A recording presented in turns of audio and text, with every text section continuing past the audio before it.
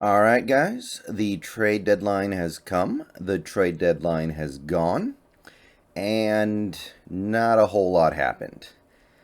Not a lot happened across the NFL, if we're being perfectly honest here. So the Seahawks not making any moves is not exactly putting them in particularly notable company. Pretty much everybody stood pat at this trade deadline, but there were obviously moves made in the days leading up to the deadline, but nothing really got in under the gun.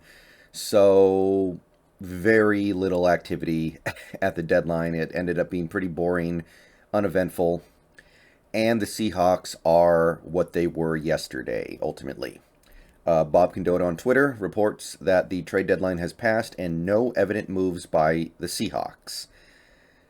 He does continue to go on to say that the Seahawks will hopefully get back three really important offensive pieces for their next game, but in terms of trades, they will not be adding anything new. So, first, obviously, it was a quiet trade deadline in general. If you're going to kill the Seahawks for not making a move, you may as well go kill every other team in the league. I understand that. So, I I understand. I understand that the Seattle Seahawks probably just couldn't find very many partners. It takes two to tango. You need to find another team willing to make a trade with you, and it seemed like a lot of teams were just they weren't feeling it today. I guess the handful of teams that did want to make a last minute move made them in the last week or so. The Von Miller trade, chief among them, but the Mark Ingram trade was kind of in that category as well. I know the Niners got a young pass rusher from the Texans. So, hey, there's another move made by a team in the division. So, if you want to point that out, the fact that all three of our division rivals made trades to try to get better right now while we just sat there with our thumb up our butt, then you could probably make a little bit of a conversation about that. But yeah, there wasn't a whole lot going on. It's not like the Seahawks were the one team trying to play a fiddle in the middle while every other team was either going up or going down. But I want to talk about the approach by the Seahawks for this trade deadline. So, Corbin Smith had this tweet about an hour before the trade deadline, basically announcing that an LJ Collier trade was unlikely because he was one of two guys the Seahawks seemed interested in actively shopping. He reports the Seahawks spoke with teams about LJ Collier, but they didn't receive any offers that they considered worthwhile to trade him, so he's expected to remain on the roster. Former first round pick has only dressed for 2 of 8 games so far, despite being healthy. So, we didn't receive any offers that they considered worthwhile. I wonder what is supposed to be worthwhile for a player who has been in the league for 2.5 years and has 3 sacks and like what 30 tackles. I think off the top of my head, I'm not sure, but it's not very good. What is supposed to be worth it for a player who can't even get on the field for a team that has one of the lesser pass rushes and lesser defenses in general in the NFL? Yes, I know it's been better lately, blah blah blah blah blah, but it hasn't yet proven that it's actually a good defense. So I don't know what we were expecting from the LJ Collier thing, but if you were expecting something of value, wouldn't you have played him a little bit? Wouldn't you have actually gotten him on the field against the Jaguars, maybe even the Saints, maybe the Steelers? Tried to get something on tape that you could point to say, hey, teams, come get this. This might be valuable. This might be good. You can have him for draft picks. Nothing? No? You didn't feel like maybe you needed to get him out there and showcase his talents? I mean, he did have a passable season last year. It's not like he's completely devoid of the ability to make the occasional play. You didn't want to showcase him a little bit? What were you expecting to get out of him? And this is kind of goes back to what I was saying in my video this morning. The because of the nature of where this team is and their situation, that everything just feels kind of disorganized. If they were just a terrible team and they knew it, maybe Collier gets on the field the last few games, showcases something, and he boosts his trade value enough to get a real offer on the table, because odds are very good that the only offers we got were for like a 7th round pick in 3 years, kind of like the Mark Ingram trade, because there's just no value there.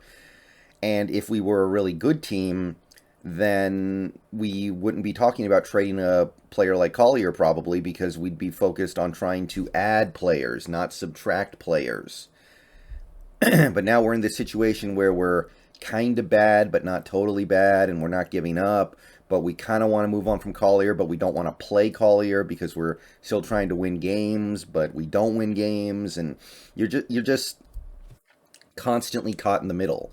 There's no plan here. And you end up with a situation like this where you're trying to sell Collier despite the fact that you yourself admit that he's garbage by not playing him.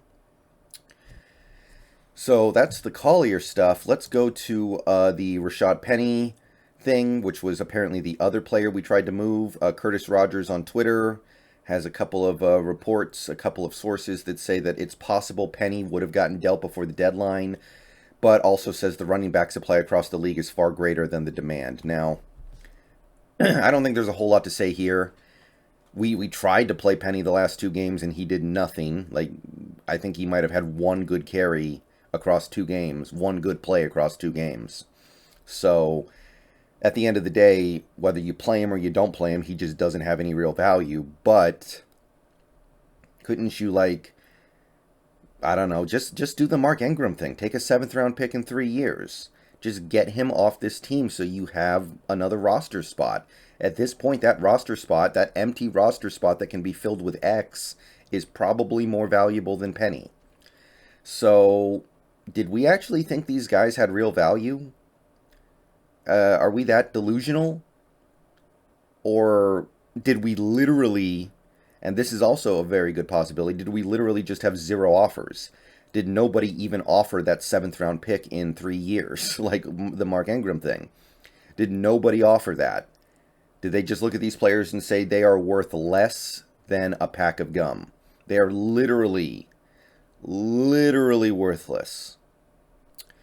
Kind of feels like that, right? Kind of feels like we're trying to act like we had offers, but we didn't like them enough. But I find it very hard to believe that these guys are worth anything to anybody right now. LJ Collier was seen as a reach in the draft. He hasn't really done that much for the Seahawks since he got here. Hard for me to believe that anybody looks at that dude and goes, yeah, I want to give up an actual asset for him. But regardless of any of that, because teams draft busts sometimes, teams have to move on from players who do have some talent because it's not a fit, or because there's just too much baggage there. That happens. But the fact that we could not move LJ Collier, and to a certain extent Rashaad Penny, just goes back to the fact that the team is hanging in limbo. And now here we are, we're like half an hour past the trade deadline right now, and we got nothing to show for it. And I kind of wish we could have gone one way or the other. We had cap room to buy, we had good, decent veterans to sell, and we're going to do neither. We're probably just going to play out the string, probably end up 3rd in the division, scrapping desperately for a wild card spot against teams that already have the tiebreakers on us, Vikings, Saints. Yeah, it's not a good trade deadline. For a lot of teams decided to just sit on their hands, but I don't like sitting on my hands at the trade deadline. I want to go one way or the other. We went no way. All right, I'll see you guys later. Go Hawks. Let me know what you think down below. Could be a last-minute announcement of something that slipped through the cracks, but at this point that is astronomically unlikely, so I think we know where we stand. We're going to go to war with the team that we got and hope that something good happens. Here's hoping.